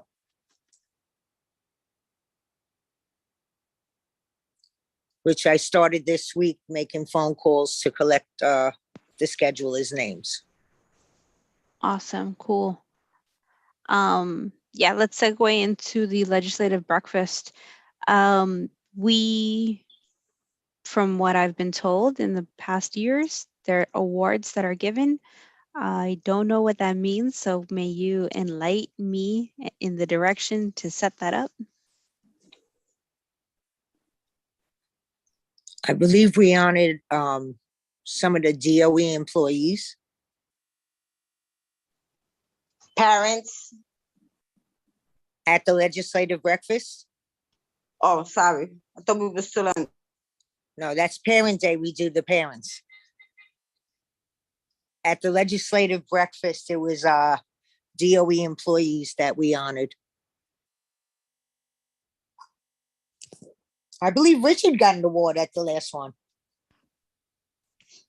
I was waiting for the check, but I guess the award was enough, right? So, I'm kidding. I'm kidding, guys. Richard, you're in all the pictures with us. Yes, that was my first ever legislative breakfast and my introduction to CC8. So it's memorable, folks. And we had a lot of legislators that day. Well, that's the whole goal, right? Whether they represent us or not, we need to invite all of them because they're gonna need support, like in whatever legislation that we want.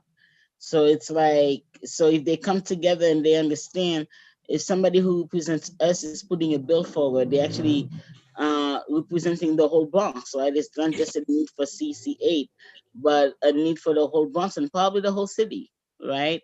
So they need to learn to work with each other. They do anyway, but I don't think on education as much, right? To support our agenda. So, because we have to say that, you know, we're driving the agenda here. Parent power, yay! Nice stuff.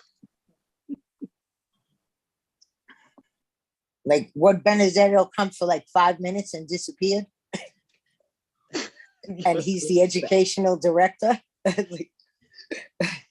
You're being live streamed. Oh, sorry. It's important to be politic with our politicians. Some of them even said not interested. Like really. I'm sorry? Some of them said not interested. Who's not interested?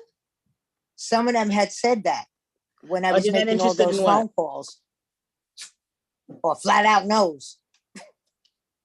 Oh, but I think they have all learned to work with us now. They don't say no to us anymore. I mean, you know, for me, the greatest victory ever was Marcus Crespo, who used to say no to me all the time. No, no, no. Well, and he then enjoyed Marcus the last Crespo one. came to our legislative breakfast and actually gave a pretty good speech. And then, I mean, it was a memorable speech. It was really good. I thought he had talent. And then he resigned and left politics. Which I was like, interesting. Just when we won him over. That's probably why he came. No, he really wanted to run for borough president. Something happened. I don't know what happened, but he came, we converted him, and he understood us on charter schools and a whole lot of other issues. Gave a rousing speech. I got so excited, I wanted to jump out of my skin. And then, Marcus, what are you doing? It is what it is. But he enjoyed it. He said to me, "This is wonderful." Who else did we convert? We converted a lot of people. Some of them are still in office. We can't mention them. Huh? The doctor from the governor's office? Yes, but the governor, you know, we didn't really, well, actually we did. Because I think we put so much pressure that we did get more funding for our schools, precisely because of that legislative breakfast. Because we changed Cuomo's mind on that one.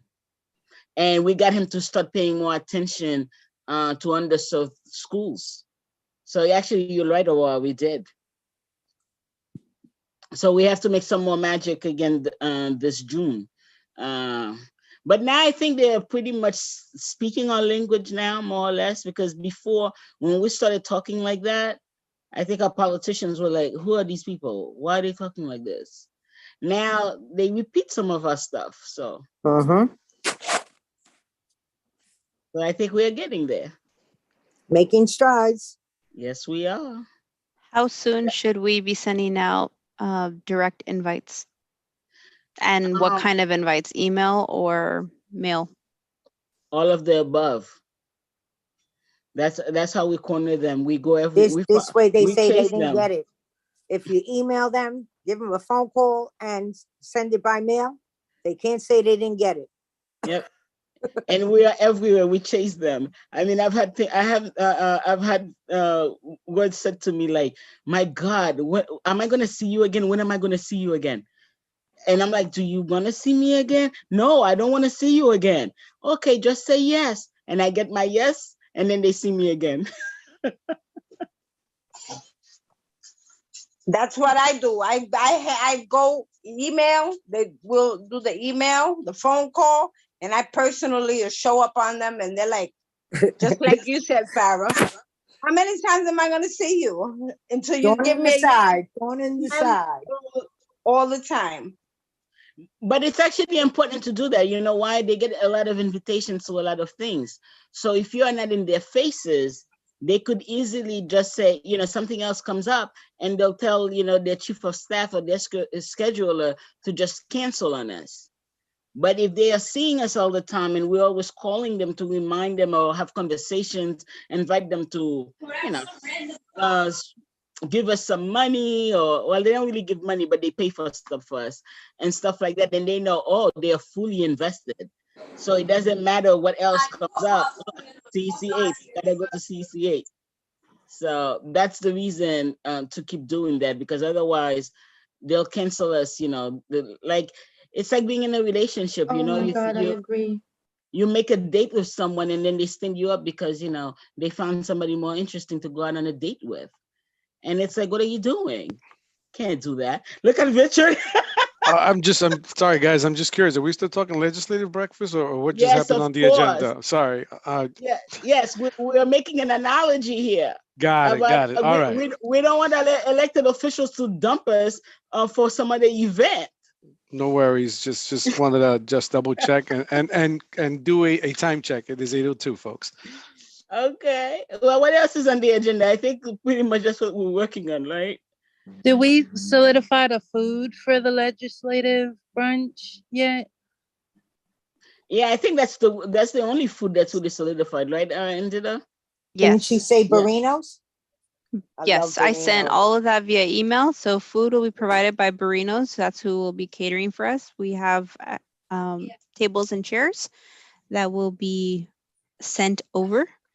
So a lot of the major ticket items we have taken care of, but anything that's outside of budget usage, we need to start rubbing elbows. Okay, do you know what meals they'll be providing? Because, you know, you have some Muslim families and everybody some people that don't eat certain things. So we got to keep them in mind as well. For what, Parent Day? No, even for the legislative breakfast. You have people that eat certain things and won't eat certain things for anything, any event. That's why it's supposed to be a buffet of breakfast.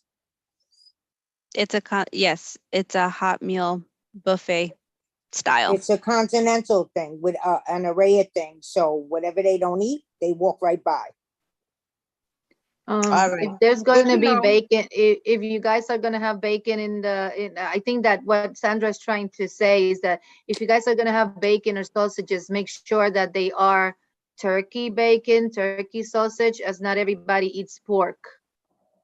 And have fruits and stuff like that, because not everybody eats meat. Right, That's so what a continental breakfast is. It's Yeah. fruits, it's eggs, it's bagels, cream cheese, butter, it's bacon, sausage. You could tell them to make it turkey, bacon, and sausage, and send regular bacon and sausage, because you're going to cut the people off that eat pork for the people that don't eat pork. Just keep it on opposite sides the way you set it up. I think nobody really, you know, I think everybody likes bacon, sausage, and turkey, and I mean bacon, turkey bacon, and and sausage turkey. So I, for one, hate turkey. Well, I think just like before, they'll have plenty to choose from, because in the past, and we know we've had Musa there, for example, and Musa is Muslim, and he's always found something to eat. So That's the whole thing with a Viennese or continental spread. It's an array of things that they could choose from.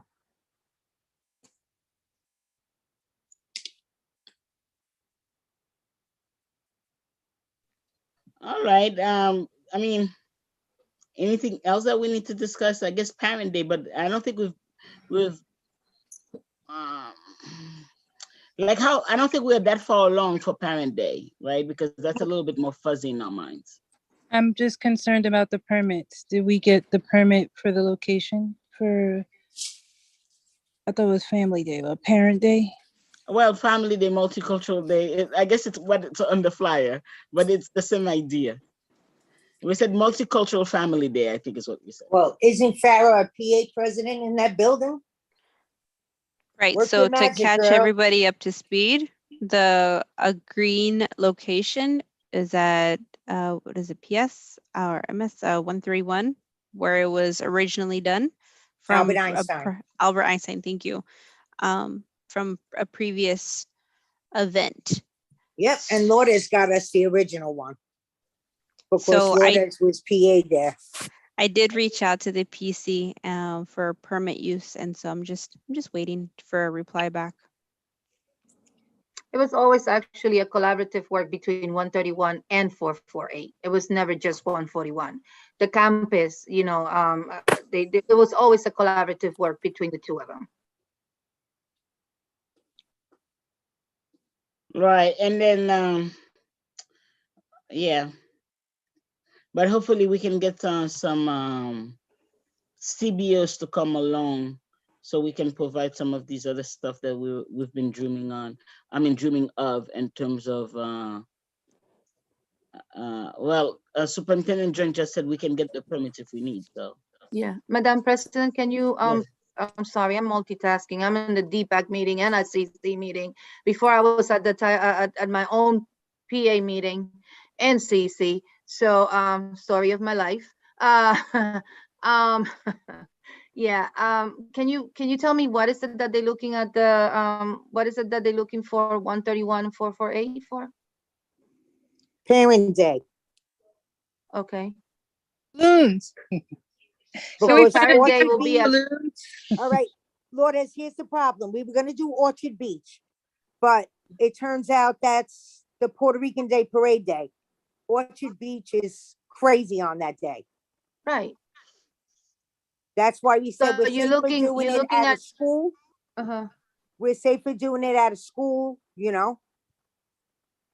Okay. Because from what I understand, because it's that particular day, we should not try a park or anything because everything is going to be cuckoo, and of course, safety is number one. Right. Because A lot you of know, you can't- drinking and all sorts of stuff. Yeah. Crazy Okay. driving. Besides, you know, 131 is a central location where everyone is able to come to, you know, from all side of the borough, and all of our District 8, you know, that's the reason why we picked in the previous years. That's the reason why we picked 131 448, you know, the Albert Yeah, it's Einstein dead campus. center. Because it was centralized, you know, a lot of buses, a lot of trains, you know, it was easy access in every way. And then again, you know, the 43rd precinct worked very, very good with us in getting us the permits to, you know, close some streets and make Underhill. arrangements around the area. So Yeah. that was the only reason why we did it there. How is that gonna work? Are we using the inside? We're using the outside? What are we doing? Because how is that gonna work for parents that are not vaccinated? Right, we want to use the outside mostly. Okay. So the presentation, the food and everything on that day, I mean, would they be food on that day as well?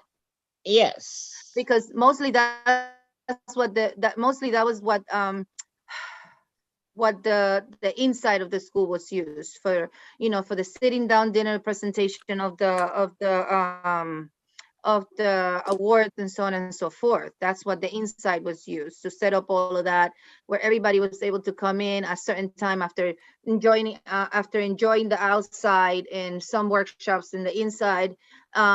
Then that they were able to come into a place where everybody gathered, everybody was able to break bread, and then stay to honor the people that were receiving the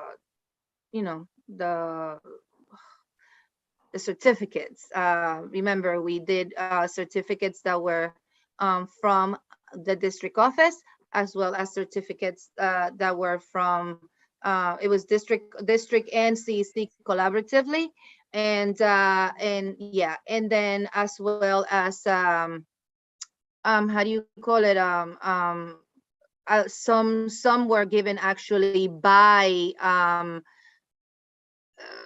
elected officials. So if that is what is going to be done, then the same list that is created for us to make the certificates is the same list that has to be provided for the elected officials to actually do their own certificates.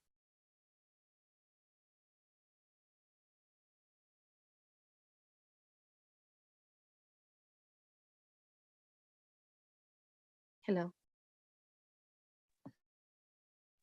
We hear you. I think we agree. I think we just need to go, to get to work and continue to plan. I mean, there's no reason to reinvent the wheel, right? We have a blueprint and we should use it. Okay. All right. So I think the other thing that could be easily fixed for that area is that they have like 131 has what is that called? They call it something. It's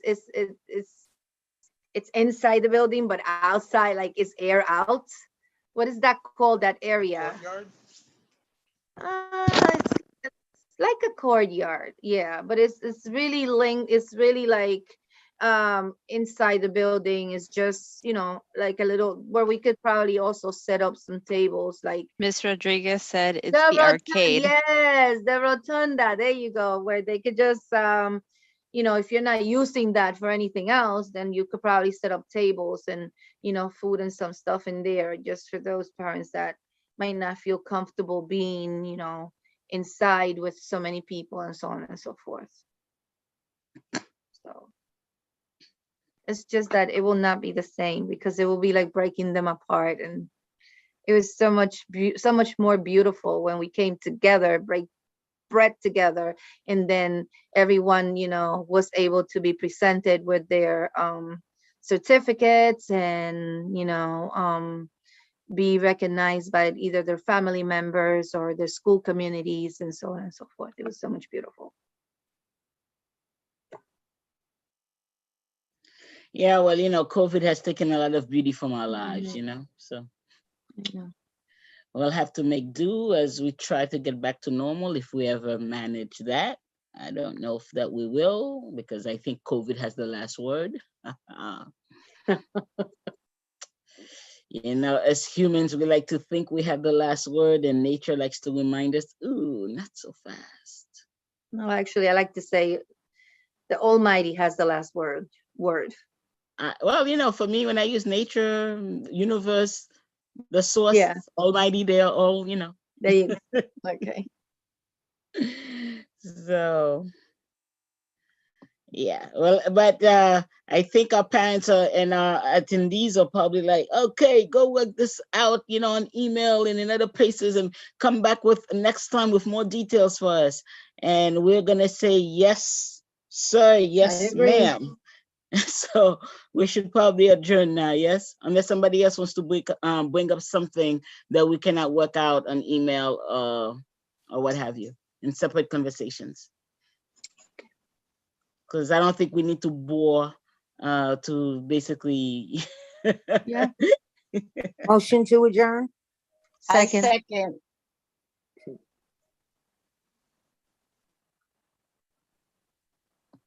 All right, I motioned. Who was the second? Because I heard like, It was Lourdes and chorus. Sandra who second. all right. A whole chorus of people. Can I have the list, please?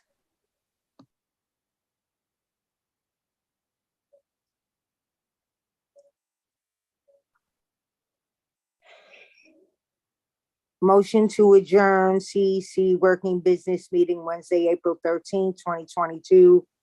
Time is 8:15. Crystal Brockington, Yes. Latoya,